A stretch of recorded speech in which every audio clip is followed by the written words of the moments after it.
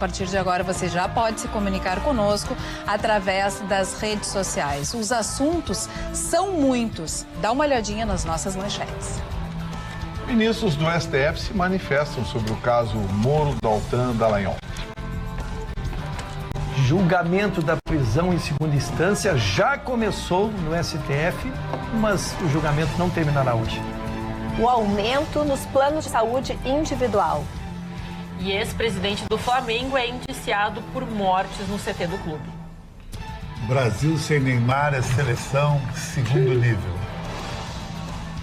E o aeroporto que os alemães assumiram já estão reclamando, né? Dizem que a coisa é de segunda também. Não acredito, mas está todo mundo elogiando o aeroporto Salvador Não o Filho. aeroporto, mas o contrato que foi celebrado. Sim, O Ministério Público agora inventou estão... que eles têm que pagar a Era desapropriação. isso, você não pode antecipar. No meu. Brasil, Não, os essa é a contratos, manchete do colega. O senhor está antecipando. Mas é comigo, já notou? Já. Claro, ele gosta de te cutucar, Mário, eu te assim, amo. logo no início já do Mário, eu te programa. amo. O Mário te mandou um abraço. Quem? O Mário. O Mário? O Mário. Teu namorado, aquele, sabe? Marne Barcelos, agora vamos ao assunto sério do aeroporto Salgado Filho. Realmente, todas as pessoas que estão frequentando o aeroporto estão elogiando os serviços, a estrutura do aeroporto Salgado Filho, mas agora quem não está contente é exatamente a empresa que está administrando. Das ist nicht richtig. Das ist nicht richtig. Que significa isto não está certo. Foi o que aconteceu com os alemães. Essa é a frase que está aqui na matéria do Fernando Albrecht no Jornal do Comércio de hoje. Eu tenho que dar a fonte, a origem. Isso é o respeito ao amigo, né? O contrato juridicamente perfeito no Brasil não funciona. Funciona para a parte que quer se dar bem. Como os alemães, a língua alemã não permite dubiedade na sua interpretação, os alemães pensam aquilo, ok, está morto, ok, tchau, vou assumo, não assumo, tal, vamos embora. Só que no Brasil os contratos são assim. Agora, eles querem, os contratantes, né, os governos, o governo quer que a Fraport dê toda a estrutura de mudança, de casas, de escolas e tudo mais, né? A remoção das famílias para ampliar a extensão da pista. Sem essa extensão de pista, realmente os aviões de grande porte não podem mais sair, não podem sair carregados. O contrato não previa este custo. O raciocínio é simples. A responsabilidade estaria a cargo da União, do Estado e da Prefeitura. O raciocínio é simples. Os alemães estão cheios da grana e pode custear a remoção. É por isso que não conseguimos atrair investimentos aqui no Rio Grande do Sul e no Brasil. Qual é a grande... Eu vou fazer uma pergunta para vocês. Qual é a grande empresa internacional que vai colocar euros ou dólares aqui no Brasil para assumir esses riscos?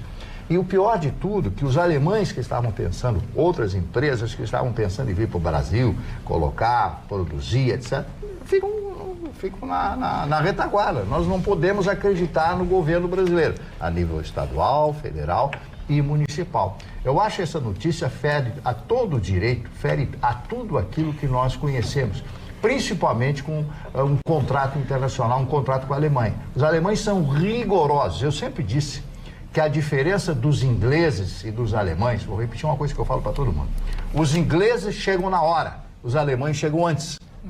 Eles adoram isso, é um preço, vamos chegar 15 minutos antes. O inglês chega às 19 horas. Os alemães chegam 15 e o brasileiro não vai. Isso quer dizer que o brasileiro não vai ou se atrasa. E é importante a gente registrar que a Fraport investiu R$1,5 bilhão de reais. Até agora. Até agora. Né? Então, assim, vejam, a segurança jurídica é algo fundamental para se fazer negócios. Mas eles têm como fazer esse pedido, Gustavo? Não está no contrato, tem como fazer. O Ministério Público veio com essa agora, diz que é os alemães que tem que pagar, que tem que bancar, que não sei o quê, mas não está no contrato, né? Exatamente. Aí foi uma conclusão do Ministério, interpretação, por isso que o negócio não funciona. O que o Marne falou, quem é que vai investir num país que não tem segurança jurídica? A segurança jurídica é só para os poderosos e beneficiados pela lei. Aceitou o contrato naqueles termos. Não tem essa de fazer os adendos. Eles ofereceram o contrato, leiloaram, foi feito um leilão, edital de leilão, a empresa veio, olhou, todo mundo comemorando. Quando eu viajei agora ainda disse, o aeroporto tá muito legal, as obras. Eu já passei em frente ao aeroporto 2, 3 horas da manhã e vi luzes de tratores trabalhando. Eles trabalham direto. 2, 3 horas da manhã e empresas brasileiras contratadas e sendo pagas para executar um trabalho durante a madrugada. Ou seja, sabe, uma coisa com todos os custos que tem, o custo do Brasil, que a gente sabe que é um absurdo, sabe? tudo funcionando. Eu digo, pô, os alemães estão revolucionando. Eles vão aprontar esse aeroporto em 1 ano. Aí vem essa bobagem agora. Falando em viagem, Chicão Tofani, vamos então ao caso Neymar. Por que a seleção realmente vai ficar de segunda sem a A presença? seleção brasileira naufragou. Ela já naufragou em público no jogo de domingo contra o Honduras, 16 mil pessoas. Enquanto isso, os campeões do Brasil, em todo sentido, o Flamengo, botou 55 mil no Maracanã. Só para ter uma ideia. Hoje o Flamengo atrai mais gente que a seleção brasileira. Por que alguém vai ver a seleção brasileira? Para ver o Everton Cebolinha? Para ver o Felipe Coutinho? Esses jogadores são jogadores comuns, bons, não são ruins, mas o craque é Neymar. Todo mundo quer ver Neymar. Neymar mania. Neymar é o que mais vende camiseta e Neymar está fora. Então hoje, olhando friamente essa Copa América, a Argentina é a grande atração, porque tem Messi. Uruguai com Suárez e Cavani é a segunda atração. São jogadores extra classe e a Argentina, para mim, é a favorita. Pode perder, como tudo pode perder. É questão que nem a Copa do Brasil. A Copa do Brasil Internacional vai ter que pagar o pão que o diabo amassou. Ele vai enfrentar a Sociedade Recreativa Palmeiras. Hoje o maior time do Brasil, um time que tem dinheiro, tem camisa, tem torcida, tem técnico, tem tudo. O Internacional caiu no pior. Os melhores, o melhor caiu o Flamengo, o Atlético Paranaense com a segunda no Maracanã. E o Grêmio, que também pega o Bahia, que é superior. Então eu vejo um caminho sombrio para o Internacional. Aí quando chegar no final do ano, o Internacional não ganhou a Copa do Brasil, o Internacional não ganhou a Libertadores, o Internacional não ganhou o Campeonato Brasileiro, aí vão dizer, o Chicão era o urubu do Internacional. Não, é a realidade. Futebol é business. O Flamengo trouxe um técnico português que vai dar 1 milhão por mês, vai trazer o Rafinha, lateral direito do Bayern de Munique, e o Flamengo disse que se o Neymar, que provavelmente vai sair do PSG, não se acertar com o Real Madrid e Barcelona, ele pode fazer um ano sabático no Flamengo, que o Flamengo paga o salário dele de 8 milhões por mês. Deve. Não, Chicão, e esse indiciamento do presidente do Flamengo? Isso é o mas aí exatamente quer derrubar do exatamente. É o Vitorino que derruba o Mário. Tu queria te derrubar e agora tu derruba a colega. Houve um incêndio lá, uma culpa do azar, um incêndio. É que nem amanhã dá um incêndio aqui na Pampa, por causa que o telhado não tinha aquilo, então o dono da Pampa vai ser indiciado. Pode ser até indiciado, que nem o presidente do Flamengo vai ser indiciado, mas culpa não tem. Quer dizer que antes o ninho do urubu funcionava, depois que morreu os rapazes, o ninho do urubu não funciona mais.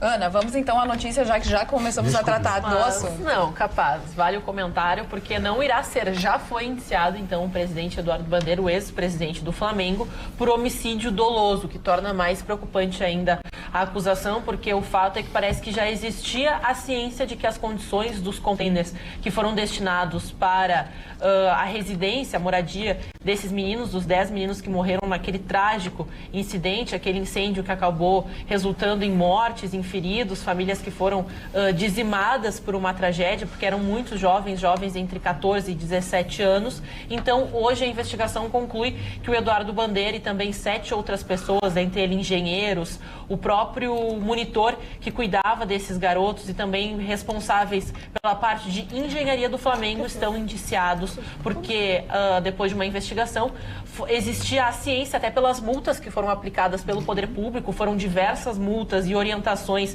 e até mesmo uma solicitação para que se fechasse o CT, que não foi respeitada por parte da instituição do Clube de Regatas do Flamengo. Então se entende que eles assumiram o risco de lesar aquelas pessoas que, infelizmente, cedo ou tarde, iria causar uma tragédia, o que aconteceu, mas lembrando que, pelo menos a justificativa do Flamengo, é que a previsão de mudança desses garotos era de 1 semana depois do incidente, né, depois da tragédia, eles seriam realocados para o CT, que era destinado, então, ao elenco principal, porque o elenco principal já tinha outro CT muito mais moderno, lembrando que esse é um dos CTs mais modernos do país, mas no momento os garotos estavam alocados nesses containers que não eram adaptados para residência. Existem hoje diversas casas, né? Muitos prédios modernos são com containers, mas esses não estavam adaptados, porque até a espuma era inflamável, as condições elétricas não eram adequadas. Depois de uma investigação se chegou a essa conclusão e agora o presidente, ex-presidente do Flamengo, mais 7 pessoas estão indiciadas por homicídio doloso. Conseguiu te convencer, Chicão Tofani? Mas isso aí, tudo pode ser um homicídio hoje. Qualquer restaurante de Porto Alegre pode ser.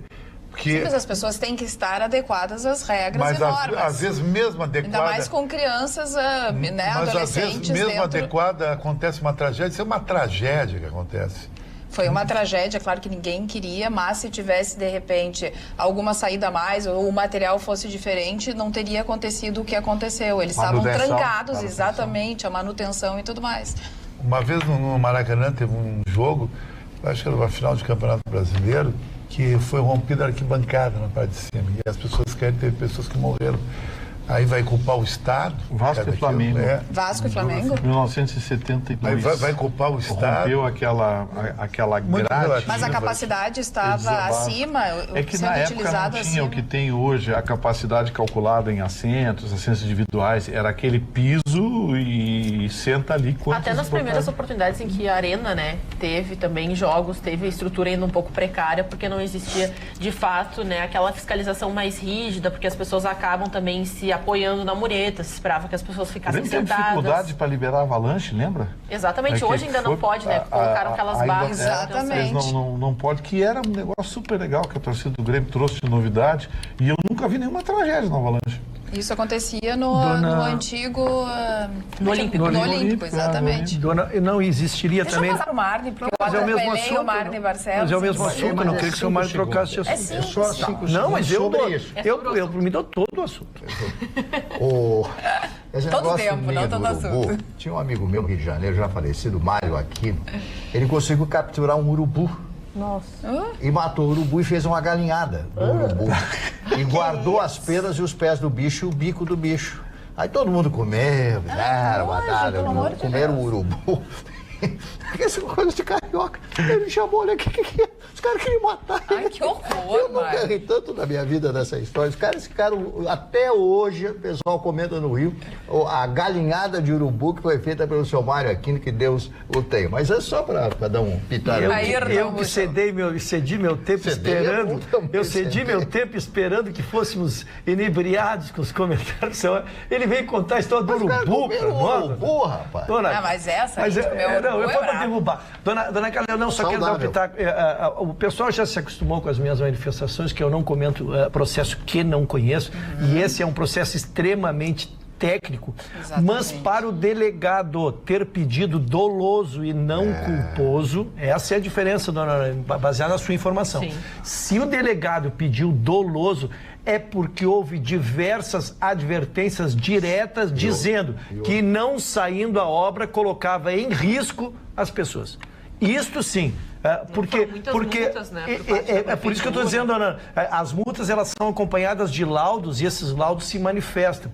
Insisto, para o delegado ter falado em doloso, devia estar um risco muito grande as pessoas que lá estavam, né? E tanto é que sairiam em uma semana depois, mas sair uma semana depois não resolveria o problema. Tinham que ter saído antes do evento, né? Então, realmente eu prevejo muitos problemas para aqueles que tinham a responsabilidade de tirar aqueles meninos de lá. É que foi, pra gente só relembrar, o que causou de fato não foi um curto-circuito da própria rede, porque nós lembrávamos que aconteceu uma forte chuva naquela semana na cidade do Rio de Janeiro, na região onde está localizado o Ninho do Urubu, e nessas enchentes, porque aconteceram na cidade, ficou acumulado entre a divisão do container, da espuma e do ar-condicionado, ficou água.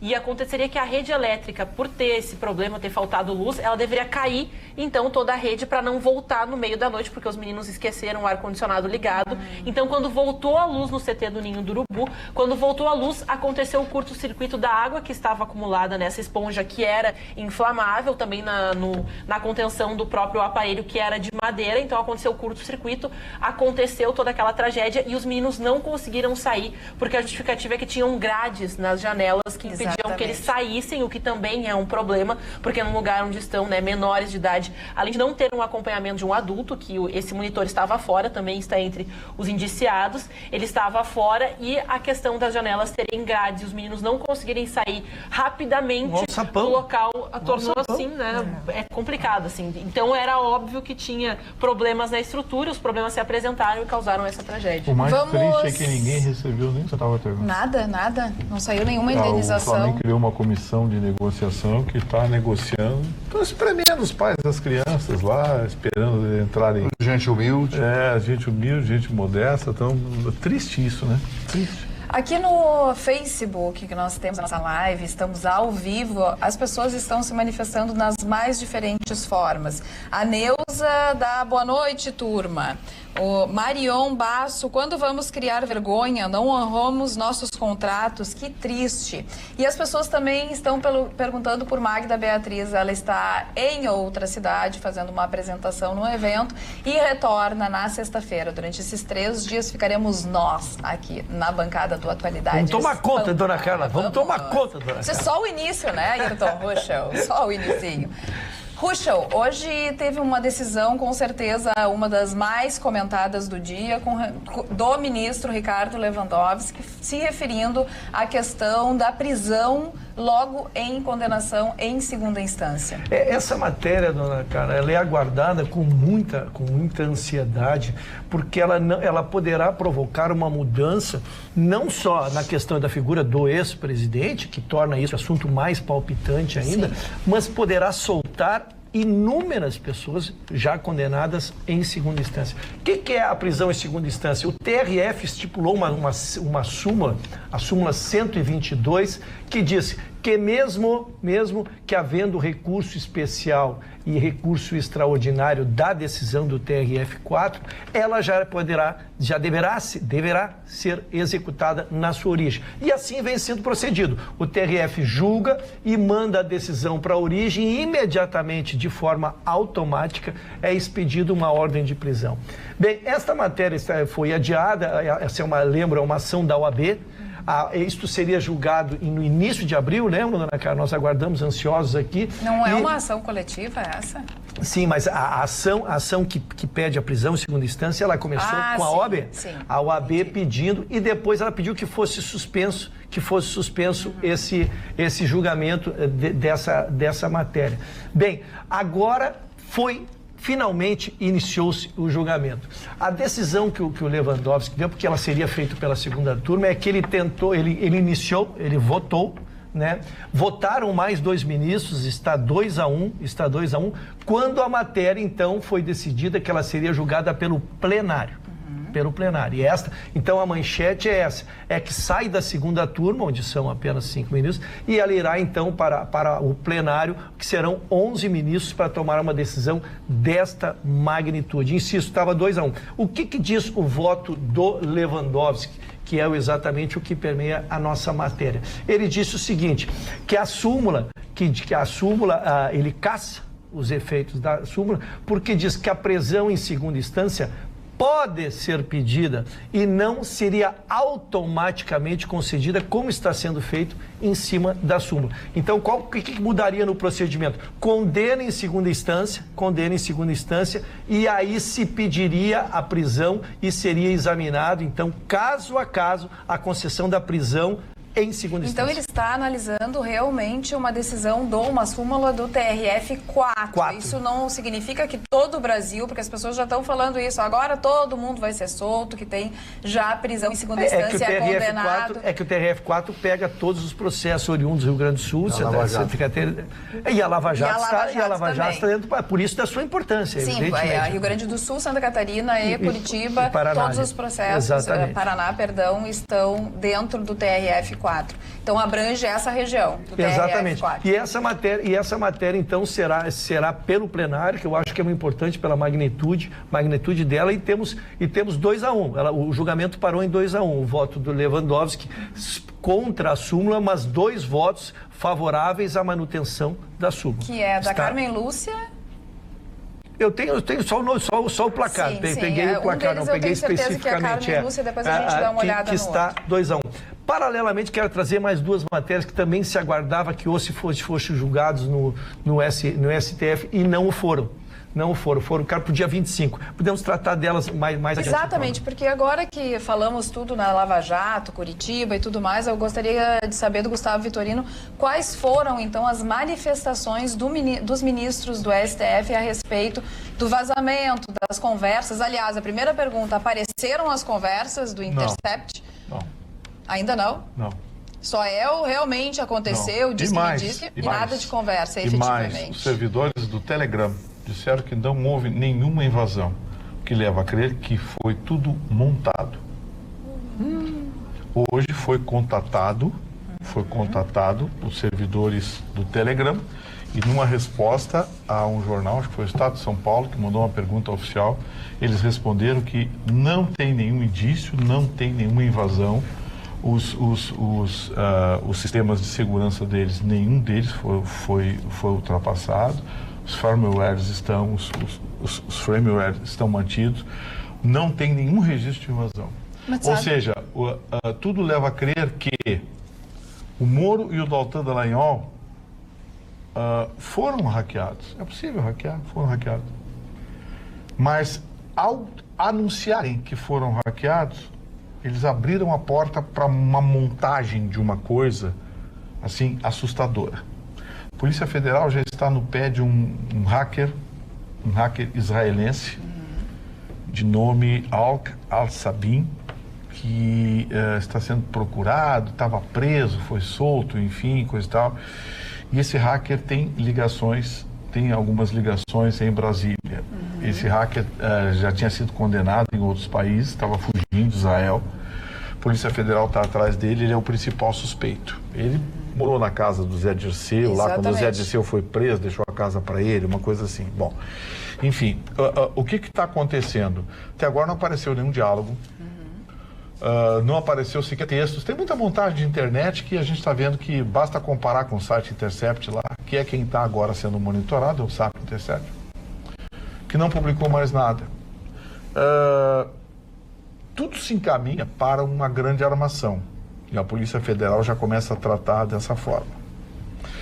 O que não está sendo tratado dessa forma é exatamente quem deveria ter a maior prudência, que são 2 dos ministros do STF que se manifestaram. 3 se manifestaram. Um deles, o Barroso, manifestou com ironia, dizendo que estava preocupado com a alegria dos corruptos e os seus aliados. Euforia. A euforia dos corruptos e dos seus aliados com a divulgação dessas informações que ainda precisam ser comprovadas. Por outro lado, os de sempre, Marco Aurélio Mello, que adora o microfone, saiu dizendo que tem que se investigar, até aí tudo bem, tem que investigar, coisa e tal, mas que os fatos eram muito graves, enfim, e que a República, o Estado Democrático de Direito, e papapá. Ficou por isso. A grande pérola veio do Gilmar Mendes. É verdade, essa foi a grande demais. pérola veio do Gilmar Mendes. Disse o seguinte, mesmo a prova ilegal, falou do assassino, pode valer no processo. Exatamente. Se um assassino consegue obter uma prova ilegal, ele com certeza não foi ele o criminoso. Exatamente. Só que isso prova que o nosso ilustre ministro do STF não tem a mínima afinidade com o direito penal. Porque a prova ilegal, ela só serve para o réu. Viu, seu ministro Gilmar Mendes? Hello? Só deve ter juiz aí na sua assessoria, alguém que deveria ter dito para o senhor, excelência, o senhor falou bobagem. Só pode ser utilizada para o réu a prova ilegal se for possível a ela conduzir sua inocência. Vou dar um exemplo para o senhor, seu Gilmar Mendes. O senhor nem pensava em estar no STF alguns anos atrás. O delegado Romeu Tuma desbaratou uma das maiores quadrilhas de assalto a Sudene, que foi inclusive extinta.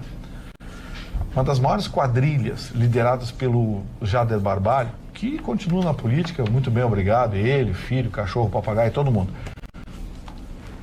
E o delegado Romeu Tuma deu uma entrevista em São Paulo, constrangido, com uma pilha de fitas na frente dele, dizendo o seguinte aqui, está aqui o nome de todos os criminosos, todo o esquema criminoso, e eu não posso condená-los, porque a justiça disse que isso é uma prova ilegal. Muito bem. Seu Gilmar Mendes, não tem nenhuma prova até agora, a não ser um texto publicado por um site ideologicamente identificado. E o senhor vem com uma entrevista dizer uma bobagem dessa, doutor Gilmar? Mais uma, Por né? favor, depois a gente sabe que o senhor tem um ódio do seu Sérgio Moro, um ódio linkado à inveja, porque o senhor tem inveja do seu Sérgio Moro, que é amado por grande parte do Brasil. Grande parte do Brasil adora o seu Sérgio Moro. E o senhor, ao contrário, é, sem dúvida alguma, uma das figuras jurídicas mais odiadas do país. Então, a gente entende esse seu sentimento, mas não dê demonstrações escancaradas de desconhecimento da lei, porque não fica bem para um ministro da Suprema Corte brasileira. O senhor dizer que uma prova ilegal pode ser utilizada para acusar, mas nem a prova existe. Não existe prova. Não tem gravação, não tem texto, não tem checagem de servidor. Até agora não tem nada. Tudo que a gente viu até agora foram os 3 rapazes lá do Intercept dando entrevista. E estão dando entrevista. O Green está dando entrevista para todo mundo. Exatamente. O mundo inteiro está dando entrevista. Mas nenhuma prova veio até agora. Falando nisso, Gustavo Vitorino, saiu uma pesquisa que foi feita no dia de ontem, depois de todo o vazamento, depois de domingo e tal, sobre o número de posts com a hashtag, tá? Hashtag Vaza Jato e hashtag Eu Apoio a Lava Jato. Hashtag Vaza Jato teve 255 mil posts, mais ou menos, entre Twitter, Facebook e tudo mais. E a hashtag Eu Apoio a Lava Jato, 36.200. Isso porque é um recorte da realidade naquele momento, depois de todas, né, os áudios, não, as conversas que disseram que realmente aconteceu. Então foi um recorte muito único. Mas a avaliação do próprio site, da própria Instituto de Pesquisa que fez, disse assim, ó, no momento que o próprio presidente Bolsonaro vier a se manifestar em favor do juiz Sérgio Moro ou acontecer algum movimento diferente, isso já vai mudar. Então eu proponho aos nossos telespectadores que agora no Facebook, no WhatsApp, aliás, um deles perguntou qual é o número do nosso WhatsApp, 999-777-001, que comecem a se manifestar e coloquem se são a favor ou se são contra a Lava Jato. O hashtag Vaza Jato é para quem é contra a Lava Jato e o hashtag Eu Apoio a Lava Jato é para quem é a favor da Lava Jato. Mas eu sugiro no WhatsApp eu lá acho que tá que com a essa Aninha. questão do Vaza Jato é só no que se diz respeito à questão do Moro, de todas essas informações. Porque o que eu vi de algumas manifestações são que as pessoas são a favor do processo, porque lembrando que o Lula não foi o único condenado. Especificamente. Eu acho que não é de contra a Lava Jato. Eu acho que é só tratando a respeito, porque até surgiram alguns comentaristas falando sobre isso e foram corrigidos por alguns especialistas que, depois de uma análise, confesso assim, que eu estava durante um programa assistindo, e eu até concordo, porque se trata bastante do assunto que permeia isso, mas eu acho que é difícil alguém ser contra a Lava Jato, porque querendo ou não, Não, mas tem muita gente que é uma contra, operação extraordinária. tem muita gente que é contra. Mas eu vejo assim, acho que essa hashtag não pode ser associada a uma operação enorme que está, né, prendendo não só o Lula, mas diversos corruptos. Mudando ainda a história do nosso país. A gente ainda tem diversos processos de investigação em aberto. Ela não terminou e acho que é justamente a gente discutir o COAF, para onde vai, o que acontece. Paulo Guedes vai ter, né, mãos suficientes para cuidar desse grande, órgão que necessita desse cuidado porque investiga e limpa o Brasil. Sim. Então acho que é difícil alguém ser contra a Lava Jato, né? Eu acredito que tu tens razão nessa questão do hashtag Vaza Jato, só para...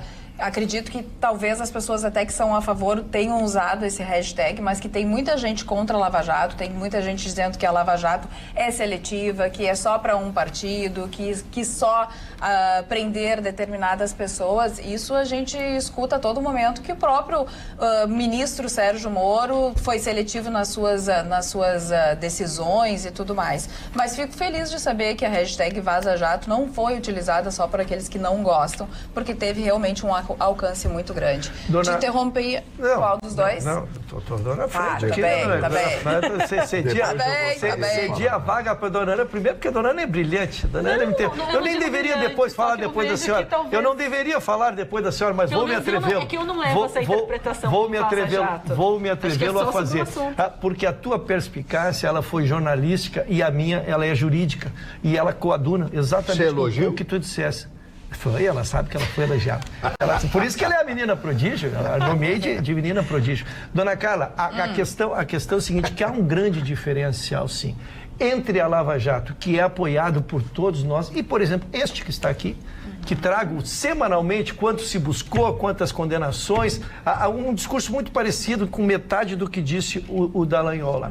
E o outro é o que se criou com algumas informações que se confirmarem, nós fizemos tudo na condicional, dentro de uma relação promíscua de um processo e de um condenado que trata da vida de uma pessoa, seja ela ex-presidente, seja a minha, seja a sua. Então, quando começaram a vazar questões de um juiz de direito estar falamos aqui na independência do juiz, do advogado e do promotor. Quando se começou a sinalizar uma relação promíscua daquilo, lógico que aquilo não mancha a Lava Jato, mancha naquilo que se apurar, se aquilo se confirmar.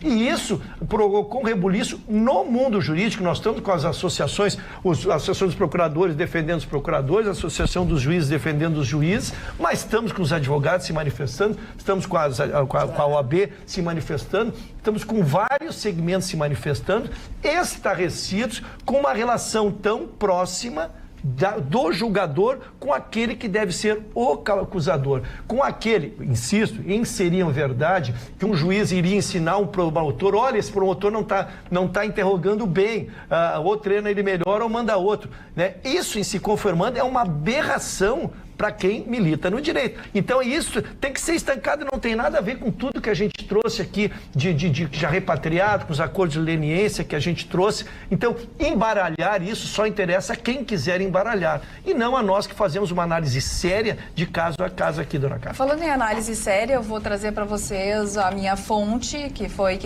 de onde eu tirei essa questão das hashtags e da pesquisa. A fonte é a Época.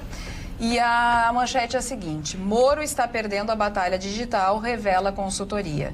Hashtag Vaza Jato teve 255.700 posts contra 36.200 de Eu Apoio a Lava Jato. A consultoria Bytes, ou Bits, uma das mais respeitadas na análise de dados nas redes sociais, compilou hoje, ao longo do dia, os números das redes sociais após o vazamento das mensagens do ministro Sérgio Moro e dos procuradores da Lava Jato. Segundo a Bytes, Sérgio Moro está em desvantagem, em grande parte devido à falta de apoio de Jair Bolsonaro e assim por diante. Por isso, a minha ideia de que uma coisa é a favor da Lava Jato e a outra coisa é contra a Lava Jato. Falando nisso, os nossos telespectadores estão se manifestando no Facebook. A maior parte deles ainda não vi nenhum que não apoiasse a Lava Jato usando a hashtag Eu Apoio a Lava Jato. Posso falar Marne, dois claro. minutinhos? Não, eu me lembrei, ouvindo vocês agora, do grande professor Zygmunt Bauman. De quem eu sou fã de carteirinha. Disse, os tempos são líquidos. Os tempos são líquidos. E aí me lembrei, fazendo um levantamento aí, com pouquíssimo conhecimento jurídico, das 1.048 páginas da delação da Odebrecht. 1.048 páginas. De delações de telefones que falam, funcionam. Tem telefones que falam. E outros que não falam, dependendo da operadora, não fala mesmo. Mas é outra história. Então, 1.048 páginas. Parece que tudo isso que aconteceu, que está acontecendo agora, coloca em dúvida todos os crimes que foram cometidos na última década contra esse país. Toda a expropriação, porque a Petrobras foi expropriada com 2 refinarias na Bolívia. O exército boliviano tomou conta das 2 refinarias da Petrobras e nunca o governo brasileiro, a Petrobras, foi ressarcida disso aí. Isso é um caso só Passadini, e roubo daqui, roubo dali, roubo de acolá. Parece que tudo isso virou líquido. Por isso que eu citei o professor Bauman. Virou líquido, é tudo mentira, mas não podemos essa coisa e tal. E aí eu digo para vocês. Entendi que houve aí, país é o meu estado semi-histérico de ver tanta gente hoje na rua. Semi-histérico, seu Mário? Hoje o senhor foi xingado na rua hoje, seu Mário? O senhor foi xingado na rua, seu Mário? Foi xingado na rua. Não, eu não acredito. Eu também, quem fez porque isso? Agora, para uma série de pessoas, o Moro virou um bandido. Mas é isso que eu tô falando. Ele virou um bandido para uma série de pessoas. Então, mais uma vez, o meu carinho ao professor Bauman, que não está mais entre nós, que dizer que o mundo está líquido, porque está tudo escorrendo por aqui. Não vale nada. Mas 1.048 páginas, tudo mentira. Eu vou passar para o Gustavo, que eu já estou falando demais, mas depois eu quero complementar. Assim, a intenção era essa. é tratar uma grande mentira que está se configurando como uma verdade. Aí você fica insistindo, dizendo, porque a relação, porque o juiz, porque ligou, porque falou com o Lotan Dallagnol, blá, blá. Claro que eles falaram. E vou repetir, sabe por que o advogado Zanini não falou com o Moro? Porque ele fez a opção de atacar o Moro, ele e o Lula. Chamaram de Moro disso, chamaram o Moro daquilo, chamaram o Moro daquilo outro, saíram ofendendo o juiz, chamaram ele de uma porção de coisa. Pô, para um pouquinho. Cortou o clima. O Lotan Dallagnol foi inteligente, mais inteligente que a defesa do Lula. Vou colar no juiz, doutor Moro. É o seguinte... Quem sabe, assim. Isso acontece diariamente nos tribunais brasileiros. Acontece diariamente nos tribunais brasileiros. Os juízes conversando com promotores e conversando com advogados. Agora, se você ataca um juiz, chama o juiz de barbaridades, depois você quer conversar? Então, assim, montaram esse circo, porque é um circo que montaram, né? É um circo. A Polícia Federal hoje deixou bem claro. O delegado da Polícia Federal, me fugiu o nome dele, deu uma entrevista agora à tarde, deixou bem claro, olha, é um grande ataque orquestrado, porque ele foi orquestrado, foi um ataque direto a promotores. Teve funcionários subalternos também do Ministério Público Federal que sofreram ataque por causa dos contatos com... Então, foi Teve até um jornalista da rede do Globo também, que é da coluna do Lauro Jardim, que teve hackeado o seu celular e que entraram em contato com o procurador, dizendo que eles tinham informação, pegaram, né, o Telegram dele, entraram em contato com o procurador dizendo que eles tinham informações que vazaria da Lava Jato, e ele desconfiou, entrou em contato com o jornalista não estou escrevendo nada.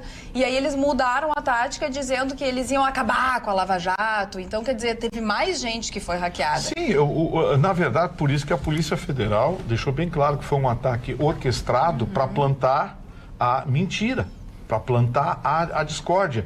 E o que eu estou vendo é ministros do STF, instituições sérias, mordendo a isca. Mordendo a isca de uma mentira que até agora não teve nenhuma prova. Então eu vejo juristas, não, porque é um absurdo isso. Não, para aí. Vamos parar com o campo da hipótese. Quando vier as provas, vamos analisar. Isso. Agora, hoje, o que aconteceu? Responderam o Estado de São Paulo. O Telegrama respondeu, olha, não foi invadido. Os nossos mainframes não tem nenhum indício de acesso, não tem nenhum IP logado, não entrou IP randômico, não tem... O que isso quer dizer? Que as conversas foram montadas. Que as conversas não existem. Não existem. Não, eles podem ter conversado e disseram que conversaram. E conversaram, porque isso não é ilegal, conversar. E tanto que o Moro disse, as conversas que estão lá no site do Telegram não tem nada de moral. Mas aí apareceu, tem que votar, eu tô com a sentença pronta, coisa tal, tudo conversa montada. Tá dando um furo mundial, digo mais. Tá dando um furo mundial aqui, de que nada aconteceu, hein? Não, eu tô dando furo mundial, não, eu tô dizendo que não existe prova que aconteceu. É sério? Quando acontecer e me trouxerem provas, bom, vamos tratar a matéria e vamos discutir sua legalidade. Mas eu tô dando provas de que não aconteceu, porque tratar em cima de hipótese é uma elucubração. É uma elucubração antijurídica. Pois bem, queres tratar do assunto, Ayrton? Não, nada. Dona Carla, eu só vou falar uma coisa sobre o Moro, só uma coisa, que é a coisa mais certa que ninguém fala. A questão não é o Moro, a questão se chama Jair Messias Bolsonaro, que eu sou fã. Bolsonaro está fazendo igual os imperadores romanos. Ele fez assim para Moro. Ele fritou Moro. Foi que nem Pôncio Pilatos, lavou as mãos e deixou Cristo ir para a sepultura. Por que o Moro, o Bolsonaro não chamou uma rede de televisão e disse o seguinte, isso que estão fazendo, o povo, é uma injustiça em cima dessa pessoa que o Brasil deve muito, se chama Sérgio Moro. Por que não? Porque o DEM, toda aquela gente atrás, PSL, quer a cabeça do Moro. E Bolsonaro está cedendo. E para mim, Moro vai rolar a cabeça. Vai, acho que vai rolar. Eu acho que vai, porque é uma questão histórica, mas é histórica. Mas, querida, é uma questão... O Bolsonaro não está abraçando ele. Ele não abraçou ele em nenhum momento. Tanto que não, ele disse que conversou com ele, que acredita nele. Mas por que ele não diz em público?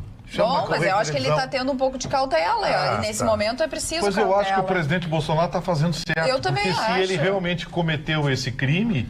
Eu acho que o próprio presidente Bolsonaro tem que demiti-lo. Olha, Mas eu acho que ele não você- cometeu o crime. Eu acho tem convicção que ele não cometeu o crime. Não, a convicção vem a partir das provas. Chico. Se não tem prova... Nem para um lado, nem para o outro, nem pro pode lado, ter nem pro convicção. outro. Porque o que o Bolsonaro está dizendo é que no governo dele, ao contrário de governos anteriores, não tem bandido de estimação.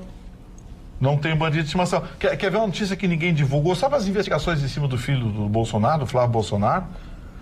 Pois é, não acharam nada, sabia? Não acharam nada. O Ministério Público do Estado do Rio de Janeiro já está com documento lá. Não acharam nada. Notou que o assunto esfriou? Ninguém fala. Ninguém fala mais. Mas ainda Foi sobre a arquivado, é questão uma do- informação isso? Quer que foi arquivado? Não foi arquivado ainda, mas vai ter pedido de arquivamento. Ana. Só falando hoje, né, o presidente Bolsonaro, então, para dar um apoio para o Chicão Tofone, porque hoje ele respondeu 4 perguntas sobre a Previdência numa coletiva que ele concedeu, mas quando foi questionado sobre o Moro, ele encerrou a coletiva e não se manifestou, e até deixou, a jornalista nem conseguiu encerrar o questionamento, ele já tinha saído da sala, então ele não está se manifestando, talvez por uma prudência de não se envolver ainda, porque nada foi apresentado, mas ele também não confirmou que Ana, confia no... o povinho que está ouvindo diz o seguinte, pô, o cara que botou o Moro lá não põe a Tá mão defendendo? pelo Moro, não está defendendo, tem que Não. ser uma defesa incontestável. Mas os generais que estão dentro esquece do as governo provas, não. Se ele botou lá, tinha que ser. Mas, olha aqui, ó, as primeiras Não manifestações tem que de proteger. dentro Se do o Moro palácio. errou, tem que pagar. Sim. E o Bolsonaro está sendo coerente. Se errou, tem que pagar. Se o Moro errar, ele está apoiando. Olha, até que apareçam as provas, porque ele não deu entrevista, mas ele emitiu uma nota agora à tarde dizendo que apoia o ministro Sérgio Moro, que confia no ministro Sérgio Moro, Exatamente. emitiu uma nota, o Palácio do Planalto, dizendo que apoia o ministro Sérgio Moro, coisa e tal, e que aguarda as provas, aguarda a investigação da Polícia Federal. Até porque com a investigação, se realmente aconteceu esse hackeamento, esses hackers entraram, é muito sério, é um crime muito sério entrar e hackear conversas de procuradores da República. Realmente eu preciso saber, eu quero saber quem é o hacker e quem pagou para esse hacker para fazer todo esse trabalho sujo. Essa que é a Agora, realidade. doutor Estevão Rodrigues, não é eu que estou falando, Sim. que é amigo de toda a bancada aqui, disse uma gosto coisa, muito dele. que é uma coisa para se pensar. O Bolsonaro teme o Moro como candidato, por isso que ele não enfatiza Moro. Moro é o cara. É uma opinião É muito... uma opinião de uma muito pessoa inteligente. bem inteligente e que merece, né, Mas eu acho que se ser ele temesse avaliada. o Moro como candidato, Não não teria estaria o Moro. colocado. Não estaria o Moro. Eu acho que ele não teme isso, sinceramente. Doutor Mas... Estevão, calma. Roberta, vamos ao teu assunto. Carla, nós temos 62% da nossa população vivendo com um salário mínimo. E a ineficiência do nosso setor público para atender à saúde é absurda. Isso faz com que as pessoas necessitem, infelizmente, contratar um plano individual de saúde. E nós já conversamos sobre isso na bancada a respeito dessas questões da ineficiência também dos planos de saúde, dos valores altíssimos e que muitas vezes onera a maioria das famílias. Pois, para os senhores terem uma ideia, nos últimos 4 anos, 3 milhões de pessoas no nosso país deixaram de pagar planos de saúde porque ficaram desempregados, aumentou a dívida e eles abriram mão dessa segurança. Mas também não é a troco do nada. Segundo o IPEA, em 18 anos, os planos de saúde aumentaram quase 400%. No mesmo período, os preços, por exemplo, de serviços médicos e dentários aumentou só 8%. Os produtos farmacêuticos e óticos, 4%. Então, é um absurdo o valor que se paga por um plano de saúde individual num país que carece tanto de uma saúde pública e, ao mesmo tempo, tem a grande maioria da sua população vivendo com um salário mínimo. Então, realmente, quando a gente vê esses bilhões roubados dos cofres públicos, quando a gente vê todo um movimento anticorrupção, independente do partido, é o que a gente mais tem que apoiar nesse país. Porque uma vez que a gente consegue resgatar esses valores, havendo uma boa eficiência no setor público, a gente vai conseguir ajudar muita gente e fazer, sobretudo, justiça no dia a dia.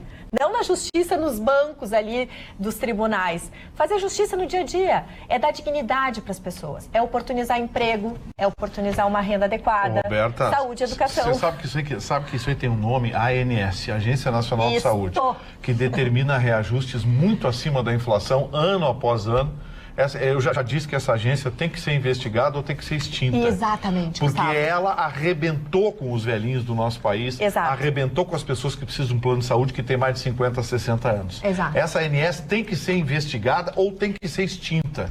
E o que é pior, vergonhosamente, a OAB de São Paulo, não vergonha para a OAB, mas a OAB de São Paulo entrou com uma ação pedindo explicações sobre esses reajustes. O juiz que julgou a matéria sentou em cima e disse o seguinte: isso é uma área técnica, não cabe ao Poder Judiciário se meter. Tá vendo? Aí uma juíza lá da Bahia mandou descontingencionar Muito bem. Os recursos da área da educação, porque aquilo era importante para o país, só da área da educação, viu? Saúde, educação, ela não mandou, saúde, segurança, ela não mandou, não mandou superar contingencionamento nenhum. Então, assim, sabe, o país está ao sabor de um processo de cupinização que compromete a nossa estrutura de forma triste. Vou dizer uma coisa aqui. Olha, essa ficou boa. Eu nunca concordei com o Chicão nisso, mas eu acho que uma coisa que ele falou aqui vai acabar se confirmando. Mais uma, né? Eu acho que nós vamos ter uma ruptura no país. Eu acho. Está se encaminhando por uma ruptura institucional, o país. Eu estava falando com a Aninha a respeito disso. Esse julgamento do Lewandowski, por exemplo, lá, o Lewandowski, Marco Aurélio Mello, Gilmar Mendes, Toffoli, eles estão loucos para soltar o Lula. É o Lula. Tu acha que eles estão preocupados com prisão em segunda instância? Se soltar o Lula vai ser um tapa, né? Não, o Lula vai ser todo dia capa do Globo e vai estar na primeira página da Folha de São Paulo. Tem que entrar soldado na rua, todo dia. E eles estão provocando essa ruptura, eles querem essa ruptura. É uma forma de testar o Bolsonaro para saber até onde o Bolsonaro vai. E aí, é ditador, é isso e aquilo. Então, eu estou muito preocupado. Estou muito preocupado com o rumo que a política brasileira está tomando. Marne, tu pensas da mesma forma? Eu estou louquinho que eles tomam os quartel dentro na rua. Eu penso muito parecido com isso, mas acho que essa ruptura, se realmente acontecer, será a maior tragédia da história desse país. Porque sangue, dessa vez vai ter sangue. Não tem. Tem, dessa vez vai ter sangue. Se ocorrer esse tipo de coisa. Porque tem muita gente que não suporta nem de um lado, nem de outro. Tem muito ódio. Sim, é radicalismo profundo. Eu vejo hoje, quase foi agredido na rua. Mas por quê? Conta essa história. Por causa do Moro. Mas eu não tenho nada a ver com o Moro. Às vezes eu estou fazendo um comentário aqui. Não, porque o Moro pisou na bola, porque é isso. Ficam defendendo o Moro. Mas não tem ninguém. Eu não defendo o Moro. O grande problema também, eu acho que do nosso país, é que as pessoas, infelizmente, têm tantas coisas para atender e elas estão, muitas vezes, mal informadas. Ou buscando uma informação rasa, que às vezes a rede social, ela se detém a um aspecto apenas e não aprofunda, que é o que a gente já conversou aqui sobre o papel da imprensa e a necessidade de aprofundamentos, de opiniões, de dados, de informações. E isso faz com que as pessoas peguem um assunto e levem em frente e busquem isso como verdade. Num ambiente que a gente está precisando tanto oferecer segurança jurídica, a gente está precisando tanto se ajudar, se dar as mãos, é muito ruim quando a gente percebe que esses entes públicos e essas pessoas que já fizeram tão bem para o nosso país estão sendo ali escrachados numa hipótese ainda. Né? É como o Gustavo bem coloca, uma situação onde há assim, provas, aí a gente tem como chegar e dizer, bom, errou, tem que pagar. Chicão, né? Atualidades@pampa.com.br. É só fazer uma correção aqui, Chicão. O Bolsonaro hoje à tarde estava com o Moro. Estava, sim. Condecorou o Moro. O Moro foi condecorado hoje à tarde pela direita dele. Condecorou o Moro e deu uma entrevista, o Bolsonaro, dizendo que confiava no ministro dele até prova em contrário. Então a informação está muito errada. A falta de comunicação do governo é grande. Porque ninguém sabe, né? Não, mas eu vi. Ele tem um vídeo. ele apenas não deu a entrevista, falou um pouco, exclusivamente sobre o tema. Eu não quis interrompê-los, que na hora estava... Mas ele usou o termo, eu tenho uma confiança irrestrita. Exatamente. Atualidades@pampa.com.br. O Gilmar. Boa noite, bancada inteligente. A seleção brasileira joga melhor sem o Neymar. Já a Denise diz o seguinte: a tragédia anunciada no Ninho do Urubu. Boa noite, amigos da bancada. Com certeza os dirigentes do Clube Flamengo devem ser punidos com os rigores da lei, porque uma instituição que arrecada milhões de reais tem que destinar recursos para a prevenção e proteção da vida das pessoas, principalmente de menores de idade que estão sob sua custódia. Saudações, Denise de Bagé. Ayrton Ruschel, Dona Carla, sobre a discussão anterior, eu quero dizer primeiro que as pessoas têm um medo terrível que o seu oponente esteja certo. Então as pessoas não querem ouvir, as pessoas só querem falar. Aconteceu isso comigo hoje. As pessoas... Aconteceu comigo antes. Mas eu não vejo assim. Acontece todo dia, toda hora, com todo Eu mundo. quero terminar meu raciocínio, Roberto, se não te importa, porque ele é um raciocínio, isso é uma frase que antecede um raciocínio que nem foi feito ainda. Tá? Em relação à questão que o Chicão alerta de que nós podemos estar diante de uma ruptura, essa ruptura está muito perto. Essa está muito perto em se confirmando a tese dele, porque o Ministério Público Federal já opinou pela soltura do Lula e ele está agora com data marcada para se será o STF ou na base que se fará a análise daquele prazo de dias. Lembra que a pena foi reduzida para 8 anos e 10 meses? Exatamente, isso tratando de um sexto ou de de pena. E pelo cumprimento de pena de 1 ano e 2 ou 3 meses que ele já fez, ele fica com uma pena de abaixo de 8 anos e, portanto, ele terá direito à prisão domiciliar. Este pedido já está para sair a qualquer momento. Isso não é decisão jurídica.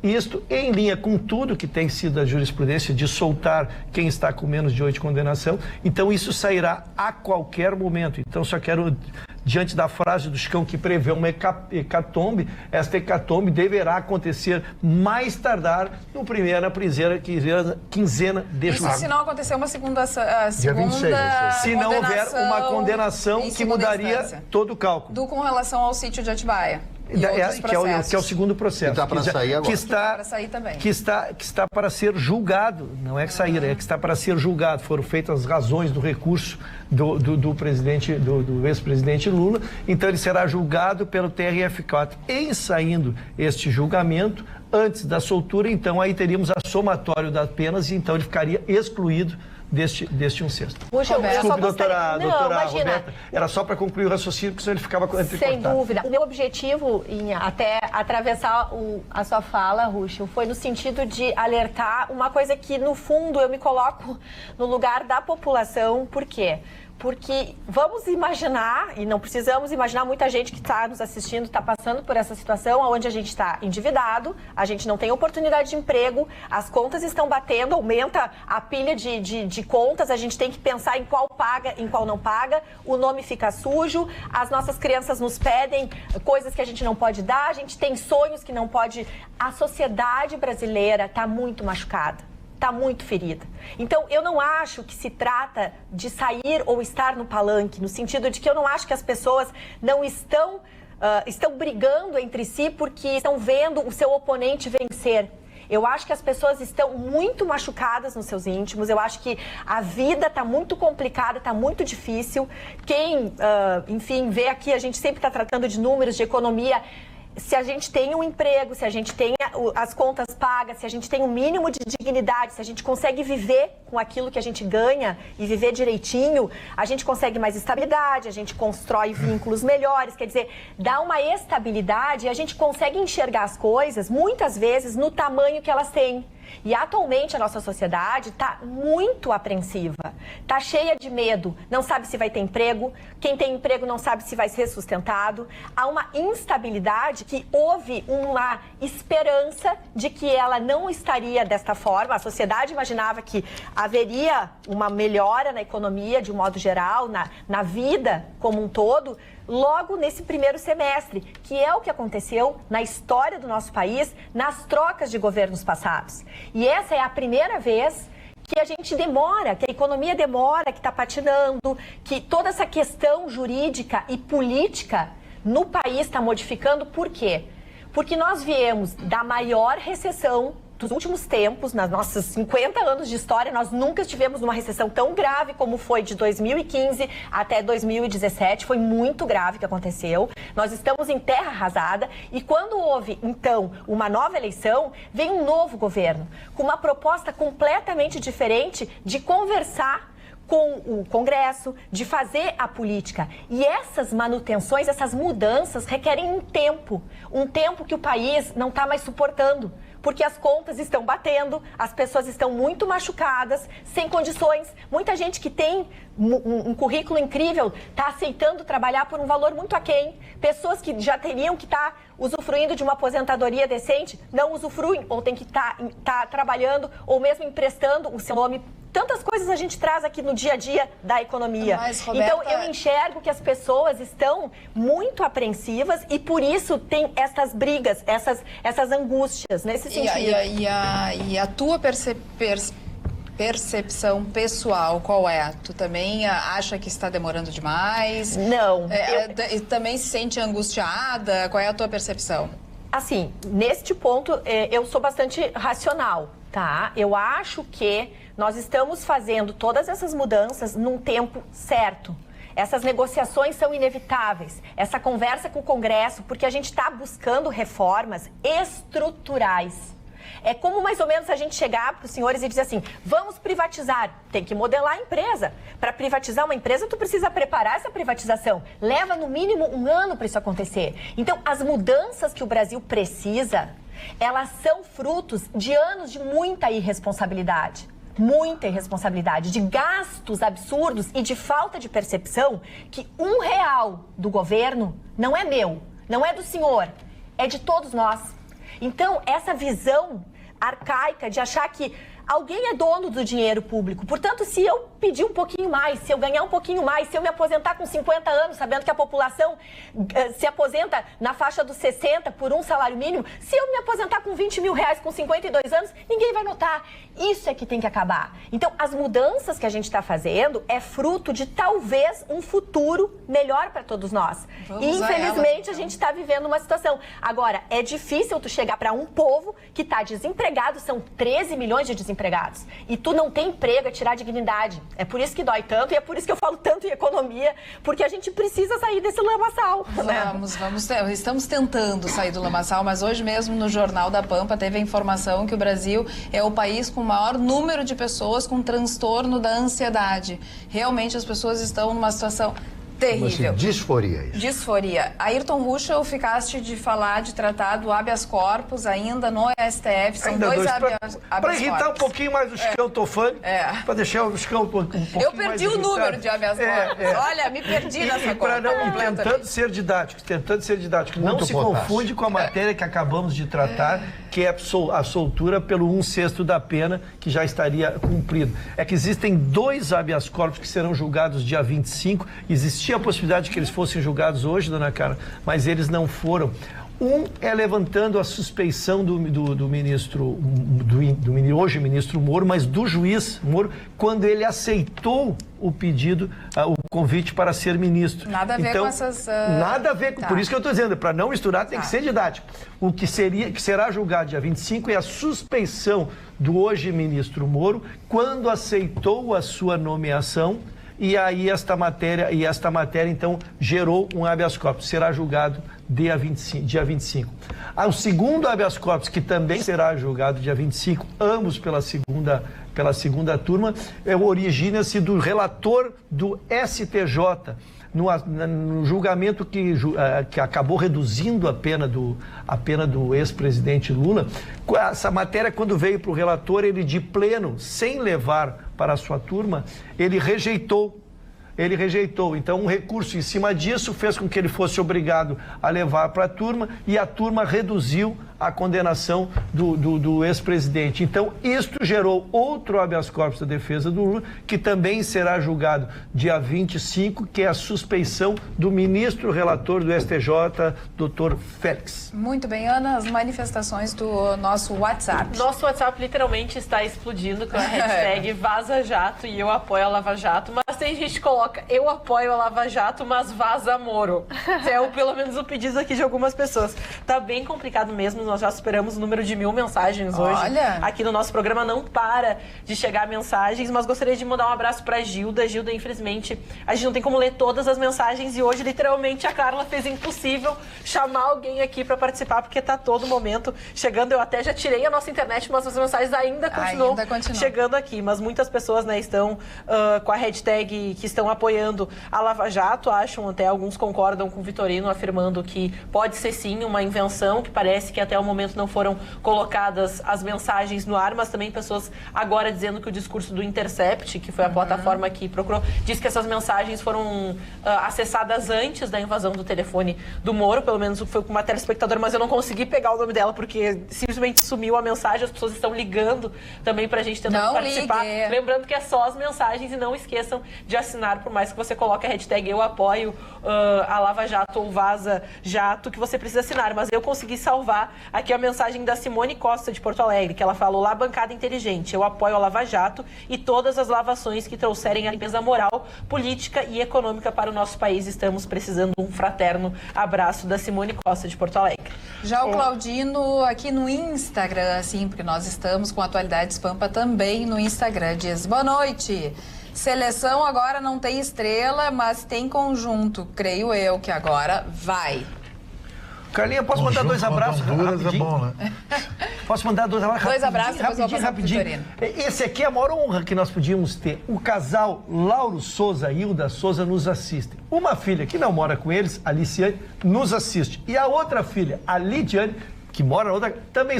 Então temos audiência 100% na família Souza. Um abraço, obrigado por essa audiência qualificadíssima. E gostaria também de mandar um abraço enorme para a Jaqueline hoje, que estava comigo na lotação.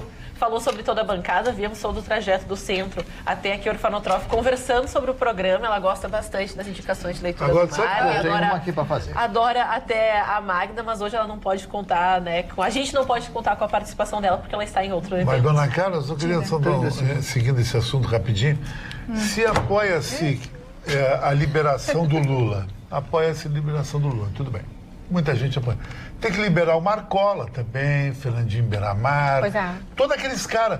Eu tô achando que esses caras fizeram menos mal pro país que o Lula. Que eles ficaram, brigaram entre eles com a polícia, mas não pegaram a população em cheia. Agora o Lula deixou todo esse monte de milhões desempregados aí, roubou todo o Brasil, Passadina, foi um absurdo, tu vê aquelas fotos ali. Então tem que dar liberdade para Marcola e Fernandinho Beiramar também. Olha, o Marne o Chicão sempre polêmico nas suas opiniões. Eu queria só dizer o seguinte, é engraçado alguns ministros do STF julgando suspeição, né? Ah, é? O ministro Toffoli, advogado do Partido dos Trabalhadores e funcionário do seu José Dirceu, no gabinete dele, julgou o próprio Zé Dirceu e soltou o Zé Dirceu. E não se julga impedido de julgar nenhuma ação que trate do Partido dos Trabalhadores e seus líderes. O ministro Lewandowski proferiu um voto hoje como relator, opinando pela soltura ou pela anulação da súmula do TRF4. Na verdade, é a soltura do Lula. Vamos deixar de enrolar. Eles querem soltar o Lula desesperadamente. O Lewandowski tinha relações familiares com o seu Luiz Inácio Lula da Silva, relações familiares. Era amigo do Zé Dirceu, foi levado pelo braço pelo Zé Dirceu para que o Lula o colocasse no STF. O ministro Gilmar Mendes julgou o filho de um amigo, foi padrinho de casamento de filho de um amigo, e ele julgou o pai desse que foi padrinho de casamento.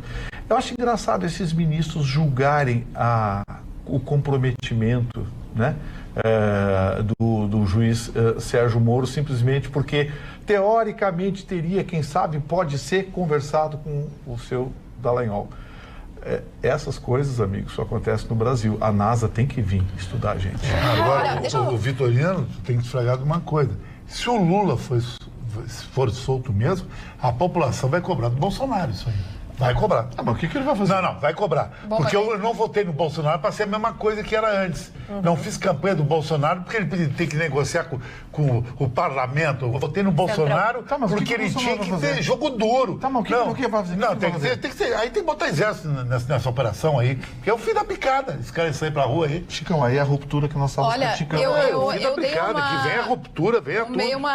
Eu dei uma pesquisada rápida aqui no hashtag Vaza Jato, Ana, e a maior parte realmente são pessoas que não apoiam a Lava Jato, como o Paulo Pimenta. As mentiras de Moro e Dallagnol não se sustentam um dia. Lava Jato, Telegram diz que não há indícios de invasão por hackers e tal. Moro criminoso, renúncia Moro, Vaza Jato.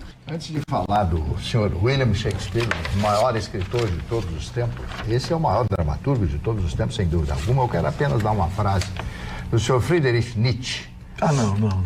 E a frase é a seguinte: colega. Estou magoado, não pela tua mentira, mas sim porque agora não posso mais confiar em ti. Essa é a maior verdade. Esta é fantástica. É fantástica. Eu sempre falo, já é a terceira ou quarta vez que eu repito, porque essa frase, aforismo, axioma, né? São pensamentos. É a mesma moral de torcer para a Argentina. Especialmente folhetim, tá cheio na internet. Falando em folhetim, eu tenho um folhetim aqui na mão. Eu tenho um folhetim na mão, chama-se Hamlet, William Shakespeare. Bom, isso aqui cai nos vestibulares, os universitários leem, né? A solicitação de leitura, está aí um retrato, né, do senhor William Shakespeare, o maior de todos, o maior dramaturgo da história. E as pessoas perguntam o seguinte: com espirro ou sem espirro? Não, hoje tá demais. Com espirro ou sem espirro, as pessoas perguntam, mas vem cá, como é que eu leio? O problema é que é um drama, é uma peça de teatro. Eu gostaria só de mostrar aqui, por favor, é uma peça de teatro, não tem como você ler um romance, como você ler um livro de história, uma biografia ou coisa parecida, tá aí, ó. É apenas, são diálogos, né? Diálogos, né? Que estão colocados, criados por esse gênio da literatura que foi realmente o William Shakespeare. Então, eu recomendo para vocês, as pessoas que gostam de drama, querem conhecer alguma coisa, mas o mais fácil de tudo, ou você assistir no teatro, quando tiver a peça, que é maravilhoso, ou então, compra um filme. A dona Carla me deu uns 3 filmes de Hamlet, inclusive. Que beleza! Presente. A dona Carla, parabéns, Samani. A dona Carla é maravilhosa. Um saco de enorme, cheio de filmes. E eu, naturalmente, assisti Todos? Todos, evidente.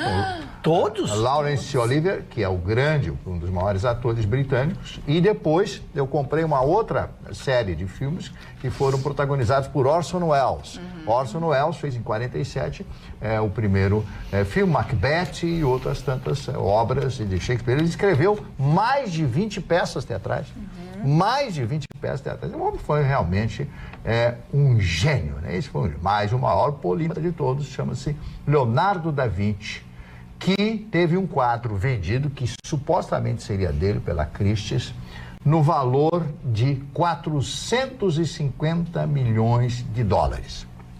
Esse quadro está no iate do Salman, aquele que mandou matar o jornalista, que tem toda aquela confusão que ninguém mais falou da Arábia Saudita. O Salman Rushdie? Não, esse é o autor. É o que foi acusado, né? Isso, foi acusado de escrever contra o Islã. Isso, e esse o outro não, é Salman. Eu sei que o último nome é Salman, que é o futuro, o futuro mandatário da Arábia Saudita, que é da família Saúde, né? Por isso o nome é saudita, né? Então, imagine só, 450 milhões de dólares ele pagou e colocou dentro do iate. Sabe quanto dá isso em reais?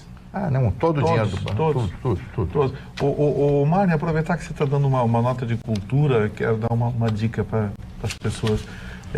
Está praticamente fechada a vinda do espetáculo Fantasma da Ópera para Porto Alegre. Sério? Que show. Está praticamente fechado, deve ser anunciado nos próximos dias aqui. Que legal. E com o comando do Thiago Arancan, aquele tenor que fez show alguns dias aqui atrás. Ele deve ser o personagem principal mais uma vez. É um espetáculo, assim, lindo. Maravilhoso. Claro que não é a Broadway, porque a Broadway é um escândalo, né? A Broadway, eles montam um lago no palco, mas certamente é um espetáculo muito bonito, com músicas maravilhosas, vem com orquestra e tudo. Muito legal. Bem. E qual é a tua dica? pra semana, pro Dia dos Namorados. Minha dica é o que aconteceu hoje. Dia do sofá, Dia dos Namorados. As mulheres comprando livros para dar para os namorados, Dia dos Namorados. Que é uma história de como viver, como tratar uma mulher, como ter um romance. Está no meu livro Vivendo a Noite com o Chicão Tofani. Muito bem. Fiquei muito orgulhoso disso. Tem 3 garotas de Canoas. E o que tu acha, Chicão Tofani? Eu optei por fazer depilação a laser. Depilação a laser, eu fiz algumas sessões já lá no Mamãe, que eu faço meu cabelo e tudo mais. E acho que vale, porque realmente é uma coisa que para as mulheres a gente sabe bem o quanto, né, dura e o quanto a gente se livra de outras coisas. Tu acha que vale a pena dar de Dia dos Namorados por um namorado tipo Gustavo Vitorino, uma depilação a laser? Não seria bom? Eu tentei uma depilação. Eles vão gastar todo o laser do mundo. Mas depois vale a pena. Com a cera é muito dolorido a depilação, é muito dolorido. Olha, Carla, eu quero lhe dar um detalhe sobre a depilação a laser que eu pretendi fazer. Quem tem deve fazê-lo com pressa, porque depois que branqueia os cabelos não se consegue mais. É verdade, tu tens toda a razão. Eu pretendi fazê-lo. Sabe que pessoas loiras também não pega muito, é mais em pessoas morenas por causa do pelo mais escuro. Pretendi fazê-lo na barba para me livrar do inferno diário da barba. Chegou tarde demais. Cheguei tarde demais. Então, aqueles que estão nos assistindo e com a indicação da Carla, o façam enquanto podem. Estou sentindo cheiro de potássio. Outra coisa que funciona, né, Carla, é a gente estar mais branquinha, não tomar sol no período que vai fazer. E dura muito. Pessoalmente, nossa, eu mas eu acho que encucada com a história do eu apoio ela vai o homem todo depilado é um horror. Eu também acho que perde um pouco a masculinidade. Eu frango depilado. Não, também não. Também não precisa tanto. Pode aparar os pelos. A região pudenda também? A discussão é se aparentaria ser maior ou não. Não, vamos passar para outro assunto, por favor. Marne, deixa eu falar. Mas essa é a discussão?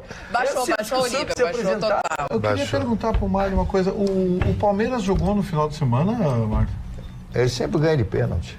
Como é que foi o jogo do Palmeiras? 1x0, não foi? 1x0, é? Não sei, não me lembro. E o gol foi de pênalti? Eu não sei, eu acho que foi, não sei. Que coisa. Mas é normal. O time que ataca mais, que joga mais, tem mais bola na mão, o percentual do Palmeiras é sempre 60%, 70%. É natural que ele está na área do adversário, ele é pênalti. Tem dois caicai na frente, tal de Dudu, aquele é um caicai. Foi atropelado. O pênalti que aconteceu a favor do Palmeiras, quanto o Atlético Paranaense, sabe, Marcos? Não foi nem o VAR pediram. Nem foram pedir do VAR, os jogadores ficaram quietos. Quanto a Chapecoense, meteram a mão. Tá escancarado demais o negócio. Mário Barcelos, quem aniversaria hoje? Vamos, o primeiro aniversariante, o senhor Richard Strauss. Né? Strauss, compositor alemão, que fez em cima do grande livro do Nietzsche, Assim Falava Zaratustra, que é uma grande música que foi colocada no filme 2001, Odisseia no Espaço. Clássico do Stanley Kubrick. Isso. Ele é um músico maravilhoso, né? Essa música, e o nome interessante, Richard Strauss, né? E sabe quem fez o arranjo? Foi um brasileiro, Elmiro Deodato.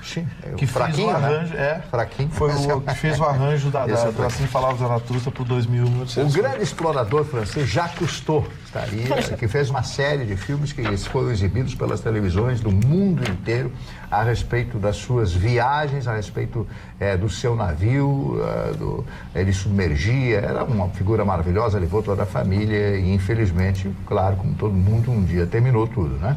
Mas está aí a obra dele e muita gente ainda revê os filmes, e muitas televisões do mundo repetem os filmes e as explorações oceanográficas realizadas por ele. Richard Todd, que era um ator inglês que fez alguns filmes maravilhosos. E Gene Wilder. Esse ator, que já faleceu, ele fez um filme que eu achei espetacular, A Dama de Vermelho. Kelly LeBrock. Que foi considerada a mulher nota 1000. Isso, né? Aquela cena dela imitando a Marilyn Monroe, né? Passando no metrô, onde sai o ar do metrô e levantando o vestido. Mulher lindíssima, mulher maravilhosa. Aquela cena quando ele consegue seduzi-la, entre aspas, e vai pro quarto dela. Aí chega, o meu marido tá aí, você tem que ir embora. E ele fica no parapeito, fica na janela e aparecem ele meio semi-pelado e vem a estação de televisão e transmite e a família está assistindo em casa. Aquele ali não é o teu pai? Essa mulher foi considerada a mulher mais bonita do mundo. Mas ela diz, aquele é teu pai, eu não é o teu pai, se vê nada. Mas a cena antológica é essa que o Mário narrou, ela embaixo daquele... Que ali era um vazamento de vento, não né? é um exaustor do metrô, né? O Gene Wilder era o ator predileto do Mel Brooks, né?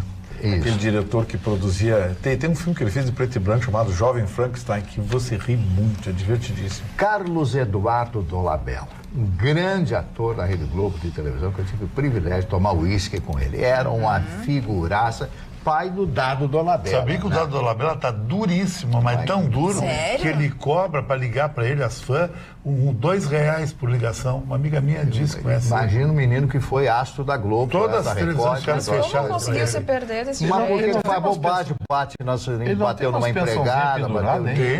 Ele o quê? Umas pensãozinhas. Ah, é verdade. Era Chicão, essa é para o amigo Jack Stewart. Jack Stewart, o escocês voador ainda vivo, que é uma lenda da Fórmula 1, um dos maiores pilotos que teve na Fórmula 1, o Jack Stewart. E o detalhe que o Jack Stewart se veste com saia dos escoceses, aquele boné da Escócia. É que ele é escocês, né? Ele ainda é o comentarista de automobilismo da BBC? E a representante, deve estar com 100, da Jaguar. 187 anos, né? E quantos anos ele está fazendo, Mário? Quantos anos está fazendo? Jack Stewart, vamos ver aqui, Jack Stewart, então, nasceu em 39, 80. 80. E faz comercial de carro na televisão. Ele era comentarista da BBC, não sei se... E agora quem vai falar é o nosso comentarista à esquerda, Mano Menezes, de aniversário hoje. Um técnico que surgiu no Grêmio quando eu estava na diretoria. Ele vinha depois de várias passagens. 57. Vinha de várias passagens por clubes do interior, já sinalizava ser um técnico diferenciado e foi exatamente no Grêmio, surgindo em 2005, quando o Grêmio estava na Série B. Ele assumiu num momento muito difícil financeiramente. Na época, o sistema de financeiro não era o mesmo, Mário. O Grêmio recebia apenas 50% da cota televisiva. Era muito difícil fazer um time e ainda ascender a Série A. Mas o Mano iniciou ali uma carreira brilhante e chegou à seleção brasileira. Também de aniversário hoje, a apresentadora de televisão Carla Vilhena, a Isabela Garcia, as duas completando hoje 52 anos de idade. O ator Heriberto Leão completando 47 anos de idade, e esse eu não sei quem gostaria, quem gosta de futebol, a dona Ana Wagner Love, 35 anos. Wagner Tá Love. jogando no Corinthians ainda, né? É um jogador que é quase ex-jogador, mas ele não abandona a barca. Mas ele ainda dá a resposta em campo. Tem muita então ele pode continuar, porque ainda é um trunfo na manga do Corinthians, né? Porque a gente sempre pensa, agora vai cair, ele engorda, ele emagrece, ele engorda, fica em forma. Mas, querendo ou não, joga ainda muito, então merece o espaço que ocupa. Agora, assim, ó, vocês falam de futebol com maestria. Eu conheço nada de futebol. Agora me chama muita atenção... A senhora já viu uma bola, né? Já vi uma bola. O que me chamou muita atenção é que agora parece que a moda é usar o termo plantel. Mas é antigo isso. Eu acho tão esquisito Na chamar verdade, de... ele voltou pra É o moda. mais antigo. Existem termos Moderno esse termo. Muito eu acho muito esquisito, né? Chamar plantel. Esquisito é o tento, que algumas pessoas não recordam, né? Ele marcou, é o tento. Então ainda é o gol, né? Agora está voltando o esses tento. Esses dias eu ouvi o goalkeeper. É o goleiro. Goleiro. Mas isso é... Guarda-meta. É o primeiro nome. Meu Deus. Mas uma coisa que a Roberta vai gostar de saber sobre a Copa América tem a ver com o futebol, porque a Copa América pode ser o que vai salvar o ano hoteleiro em Porto Alegre. Olha! Porque, querendo ou não, nós já temos aí de 70% a 75% dos hotéis que foram reservados por turistas. Lembrando que o evento vai receber turistas de 98 países, são esperados. Claro, o Brasil vai receber diversos jogos, seleções importantíssimas como Peru, a Venezuela, Uruguai e Argentina. Então, para o torcedor que aqui das redondezas vai facilitar no deslocamento, então isso, claro, aquece o mercado, porque o deslocamento pode vir de carro, com tranquilidade, deixa o carro aqui, então tudo isso, né, porque também viajar de avião está muito caro, porque Porto Alegre, desde a Copa do Mundo, 25 hotéis e hostels fecharam, então isso vinha preocupando bastante. A Copa América pode ser um respiro para esse mercado que estava um pouco prejudicado, porque hoje hoje Porto Alegre não é uma cidade turística. Ela ainda é considerada uma cidade de negócios, que executivos visitam e às vezes passam um dia. Só dormem aqui para no dia seguinte pegar o voo para São Paulo, Curitiba, porque ela virou uma cidade de trânsito e isso tenta se alterar e a Copa América pode ser uma boa oportunidade para mostrar tudo aquilo que Porto Alegre tem a oferecer para os turistas. Que é aí, quem sabe, né, sem os flanelinhas enchendo o saco, estacionar o seu carro ali na Orla do Guaíba, passear com tranquilidade, visitar o São Pedro, visitar os museus, a biblioteca aqui do Rio Grande do Sul. Então tem muito passeio para quem quiser vir para Porto Alegre. Parece que os turistas chegam porque 75% dos hotéis já estão reservados para as datas. Justiça com os flanelinha. Eles enchem muito o saco, se for o teu termo, com os caras que tem carro bacana. Pega um carro ruim aí. Pega um Gol quadrado, vê se os flanelinha vem. Não vem. É uma redistribuição de renda, dá dinheiro para os flanelinhas. Tá bom, é uma outra forma de enxergar a história, Dora. Tu tem dinheiro, tem uma caminhonete bonita, dá trintinha pro flanelinha. Que trintinha? Daí bota no estacionamento, olha, Então, que já é um absurdo. Agora, Ana, é bem importante a gente registrar isso. A importância do setor de turismo no nosso país. A chance da gente realmente ajustar e oferecer emprego para muitas pessoas, porque o ramo do turismo e da hotelaria, ela pode absorver uma mão de obra de pessoas que às vezes não têm muita experiência ou de pessoas que têm muita experiência e têm a contribuir. Então, é impressionante a cadeia que absorve o turismo com a hotelaria, né? Então, fica esse registro, porque o nosso país tem uma extensão absurda de praias, tem realmente assim uma vasta facilidade em termos climáticos. Agora, nós Porto Alegre, poderíamos nada. tanto investir, e Porto Alegre poderia, por exemplo, investir mais até nessas questões, por exemplo, de fazer esses congressos, né, Chicão? Que muitas vezes, então, a gente sabe que não acontece porque falta, às vezes, uma infraestrutura. Ou até Mas tu sabe, Roberta, né? Rapidamente tu vai, os melhores bares de Porto Alegre, à meia-noite tem que fechar. Exatamente, Isso é um absurdo. Exatamente. Não existe lugar nenhum isso aí. Eu apresentei o Prudential Concerts absurdo de isso novo, pela terceira vez consecutiva, e depois assim, ó, acaba às 11h30, onde é que a gente vai jantar? Não vai. Não tem lugar. Vai, não tem lugar pra Porto sair. Alegre serve como aeroporto de Gramado. Aeroporto de Gramado. Aeroporto de Gramado. E o turismo. Aluga um carro e sobe, nem enfim.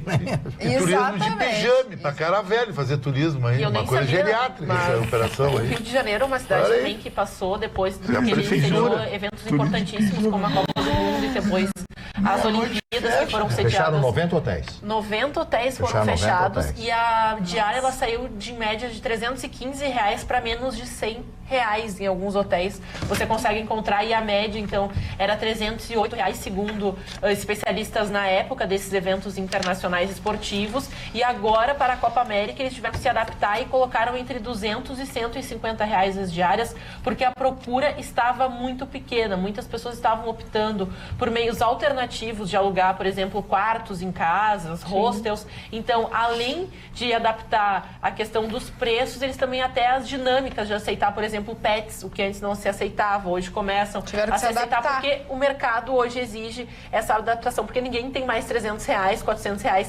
para ir para o Rio de Janeiro a pagar isso só no hotel. Sabe quanto foi o ingresso quanto Honduras ali, Ana? 80 pila mais barato. Aí não dá. Aí sim, a pessoa não tem dinheiro para investir. E não, sem Neymar no campo, e aí que tu vai ver o quê? Não, R$150, toda a área sem cadeiras era 80, mas todas as áreas com cadeiras, R$150. Ou vai pro chão com 80 ou sentar com 150. Para ir pra Copa América, Chicão, é mais barato, é R$130. É um absurdo. Não, é um absurdo Pra ver uma seleção completa, Venezuela, pra ver Bolívia. Peru, não existe isso aí. Se fizerem uma pesquisa sobre a volta do regime militar, daria 70% a favor. Estes 70% da população não acredita mais no tal Estado Democrático de Direito, pois viram as leis valerem só para os pobres, ricos, para os Claro que os pobres levam a lei na cara. Né? Ricos e poderosos têm inúmeros recursos e advogados tornando suas sentenças uma piada, entendeu? Então a lei só vale para os pobres, os ricos e os poderosos. O nosso colega aqui da Rádio Grenal, o César, ele sofreu um ataque racista. Toda a Rádio Grenal falou isso. É verdade. De um cara, um ouvinte, hacker. Foi um ouvinte, um ataque racista, e foi identificado. Ele foi consultar um advogado. Hoje eu falei com ele. Tem que fazer mesmo. Sabe quanto um advogado cobrou para entrar com uma ação? R$6.000. Por que não consultou, não Mas aí com 6 mil, aí terminou a operação daí.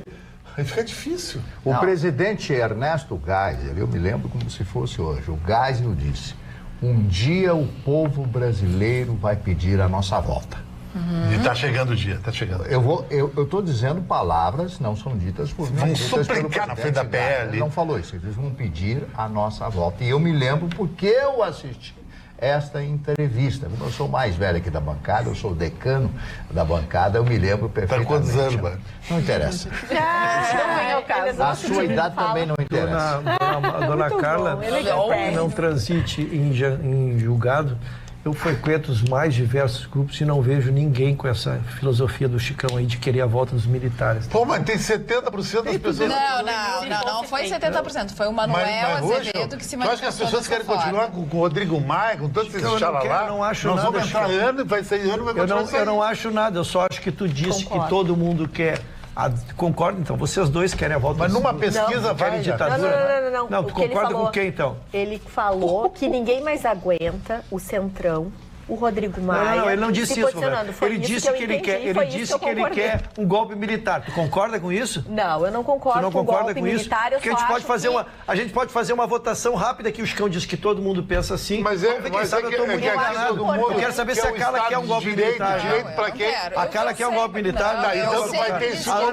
Então para de dizer que todo mundo concorda com isso. É a tua opinião que eu respeito. Mas meu sentir é que as pessoas não querem um golpe militar. Ao menos que se pronuncie. Me derrube aqui, doutora Roberta, quer um golpe militar? Não quer. A cara não quer. A Ana não quer. Só aqui tem que não querem. As pessoas não têm coragem de dizer. Eu sou um democrata. É que assim, ó, então, Chico, aqui na bancada, 5 pessoas se manifestaram. Mas ninguém tem coragem de dizer isso. Então é porque eu nunca esqueço que há um tempo atrás a gente conversou sobre essa mesma questão. E eu tive a oportunidade de escutar uma pessoa que eu respeito muito, tem muita experiência, tem muito mais idade que eu, e que vivia no Rio de Janeiro na época do golpe e me disse uma coisa muito importante. Ele me disse assim: Roberta, tu não estava vivendo o golpe, tu não viveste esses anos, tu nem era nascida e existem muitas coisas que não é bem assim. Então, eu não me sinto com uma opinião totalmente formada sobre esse assunto. E acho importante levar em consideração o que eu escutei desse senhor, que ele me disse claramente uma coisa que me chamou muita atenção. Existe a ditadura que foi feita até o AI-5 e aí depois houve o AI-5. Então é importante haver esses parâmetros. Me chamou muito a atenção esses posicionamentos. Então, agora, tirar a liberdade de qualquer pessoa... É óbvio que é contra a ética, mas é contra a liberdade. moral. Sabe o que se apoia, os esquerdistas, Roberto? A liberdade de expressão. Mas a tal liberdade de expressão pode ficar o dia inteiro gritando aqui. Eles vão continuar roubando em Brasília. Eles estão rindo de nós. É uma piada. Eu não acho que a Roberta seja esquerdista, eu não acho que a Carla seja esquerdista, e não acho que o Mário seja esquerdista. E são contra o golpe militar, Chicão. Isso é ser contra o golpe militar, porque é contra. Isso aí não tem nada de ser direito, ser de esquerda. Nós queremos viver em uma democracia. Disciplina nesse país. É a luta de Eros e Thanatos, o bem e o mal. Mas aqui, ó, mas não tem o meio termo. Deixa eu te fazer uma pergunta. Não basta para ti o próprio governo Bolsonaro ter ao seu lado militares o apoiando? Não adianta. Tem que negociar com o Congresso. Tu queria que fechasse o Congresso? Mas o que o Congresso faz para nós? O que o Congresso faz para nós? O que o STJD, o TJD, o Tribunal, STF, STJ. o que ele faz para nós? É só piada todo dia. As pessoas não aguentam mais isso. Isso é a voz do povo. Isso é verdade. Tu quer Senado para quê? Para levar as piriguetes, secretária lá? Que o Supremo, então, acho assim, o que o Supremo está fazendo e o que muitas pessoas cobrar trabalho. É escrachar com o nosso povo sofrido e que realmente sustenta essa máquina pública. Então, eu realmente concordo com o Chicão nesse aspecto. E eu acho, Chicão, que seria bem interessante se houvesse uma reforma política onde os políticos não ganhassem o que eles ganham por mês. Eles trabalhassem por produção. Então, um presidente da Câmara, um presidente do Senado definisse as pautas e conforme eles fossem votando essas pautas, eles iriam ganhar o dinheiro que eles estão pretendendo ganhar. Assim como está, é aviltante a situação. Mas aí fica bem ainda mais complicado. Isso aí não vai acontecer. Tem que ser os militares terminar a cooperação. Isso aí eu acho que não vai acontecer. O que vai acontecer é que nós vamos dormir, e os senhores também, a boa parte é que logo mais amanhã a gente já se encontra com mais um programa do Atualidades Pampa. Muito obrigada pela sua audiência, pela sua participação. Tenham todos uma boa noite. Tchau, tchau.